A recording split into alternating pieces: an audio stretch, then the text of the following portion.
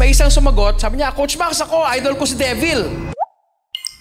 One time, pinahanap namin sila ng idol nila, idol. May isang sumagot, sabi niya, Coach Max ako, idol ko si Devil. Bata, no? Devil yung idol niya. Sasabihin ko ba, bad yan? So, tinanong ko siya, so bakit mo naman nasabi yan? Bakit mo idol si Devil? Eh, kasi coach, pagka sinabi niya, gagawa talaga siya ng effort para mangyari. Lahat gagawin niya. Sabi ko, paano mo yun nasabi? Kasi di ba ang dami niyang ginagawa, tinatry niya yung mga tao. Sabi ko, maganda ba yun? Na pag may gusto ka, lahat gagawin mo. Sabi niya, opo. May iba akong term dyan, commitment. Committed siya. Tama ba yun? Sabi niya, opo. Kaya mo siya gusto kasi committed siya. Sabi niya, opo. So, sino pang tao yung feeling mo na committed? Yung tatay ko po. Bakit? Kasi po, nasa abroad siya, pero lagi siyang tumatawag sa akin. Lalo na pag birthday ko, hindi maaaring hindi siya tumatawag at pagka event sa amin, pumupunta siya. So now, the idea behind ito yung alam niya, kasi ang gusto niya, dahil ginagawa lahat ng paraan, na i-convert siya na, okay, tatay ko rin pala.